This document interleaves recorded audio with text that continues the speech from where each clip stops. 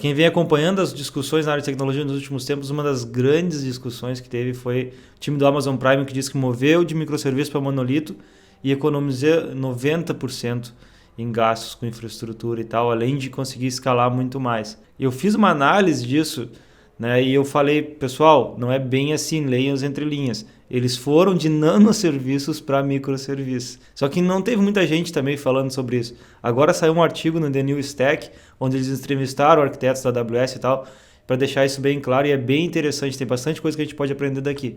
Então vamos lá. Para quem não lembra, esse aqui é o link original, né, da matéria, que é onde eles falam que o Prime Video teve redução de custo de 90% aqui. Aí eu vou deixar aqui o link e tal, eles falam da infraestrutura deles. Eu fiz um post sobre isso na minha comunidade, que é o Tech Leads Club. Para quem não conhece a comunidade ainda, acessa aqui, ó, comece.techleads.club. É a comunidade de conteúdo avançado, onde a gente fala de desenvolvimento e arquitetura de software, liderança técnica, gerenciamento de estratégia, carreira. Então, todos os tópicos que levam as pessoas para sênior e além, a gente fala lá. A parte técnica, a parte de liderança, a comunidade bem massa, tem bastante gente, tá bem legal. E toda semana tem live, então acessa lá. E eu fiz um post lá analisando esse post do Amazon Prime, né, o que a gente pode aprender com a decisão deles. E aí eu falei principalmente da parte da mudança de arquitetura, que foi bem legal, tem bastante coisa para aprender ali. Eles estavam numa arquitetura extremamente distribuída ali, com bastante função e esse tipo de coisa, e eles foram basicamente para um serviço só que era responsável pela parte ali de análise dos vídeos e tal. Tem que ler o artigo lá para entender melhor.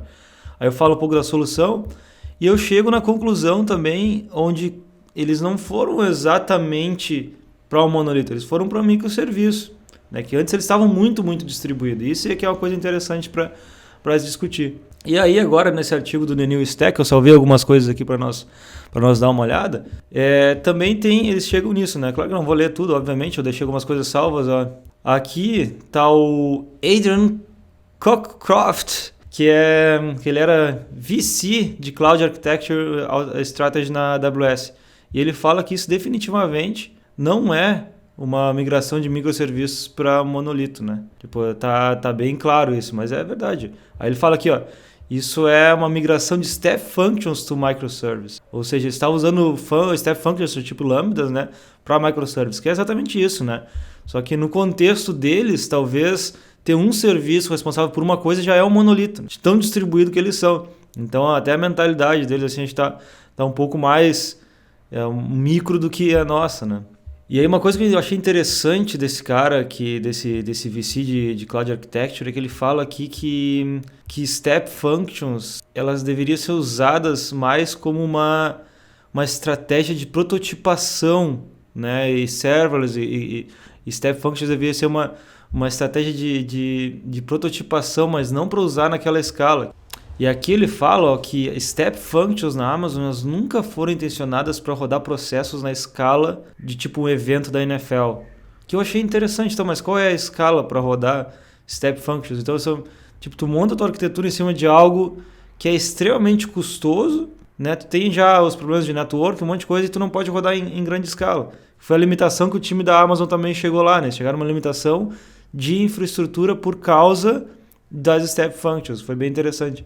Eles mesmos querem a limitação deles. E aí aqui ele fala, que é outra coisa que é interessante. Se você sabe que eventualmente você vai chegar naquela escala ou vai precisar de escala, talvez construa diferente desde o início. Então tu tem uma coisa para tua prototipação, que é Step Functions, mas se tu acha que tu vai escalar no futuro, talvez um prototipo já faz do jeito que tem que ser. Então, tipo, tem coisas na stack da Amazon, eu sempre falo da AWS, que tem que tomar cuidado para usar. Porque elas têm essas limitações, parece que é uma coisa que é feita para grande escala, mas também ao mesmo tempo não é. Eu já trabalhei bastante com Lambda na Amazon, né? Quando eu estava na Atlassian, a gente tinha que ter várias contas, inclusive para as Lambdas.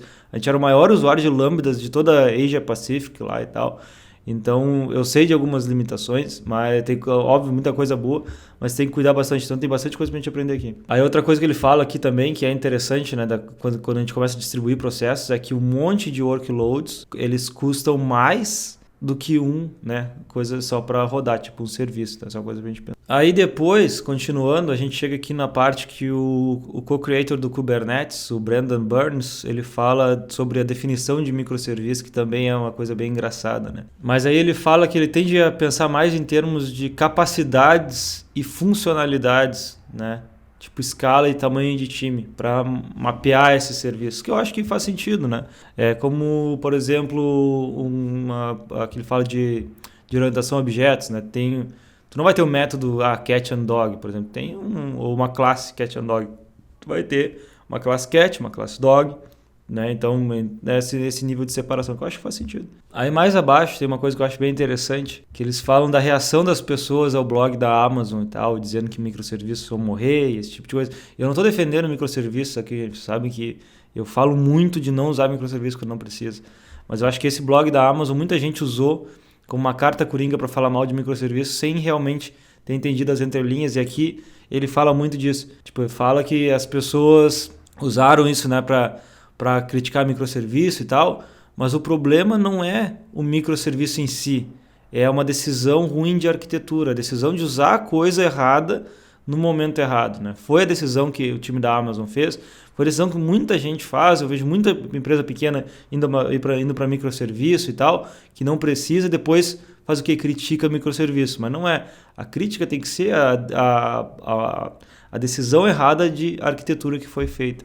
Então isso é bem interessante. Muita gente criticou microserviços depois desse blog post, usa esse blog post como base, mas não faz nem sentido para o contexto que eles estão usando. Então essa é uma coisa que a gente tem que cuidar. Então é isso, galera. De novo, quero deixar aqui o convite para vocês conhecerem a Tech Leads Club. Eu vou lançar lá agora um curso de Node.js Enterprise, um curso avançado de Node.js só para quem é membro da comunidade. E espero que vocês tenham gostado desse post aqui. Deixe os comentários de vocês para a gente conversar mais. A minha ideia era só dar uma passada por esse tópico, que foi um tópico bem quente, assim, para relembrar as pessoas que não leram o blog post que eu escrevi, de que, tipo, leiam as entrelinhas, as coisas não são exatamente como as pessoas falam às vezes, e nesse caso a gente tem muito para aprender dessa migração. Quem não leu ainda, lê o blog original do Amazon Prime, é bem legal.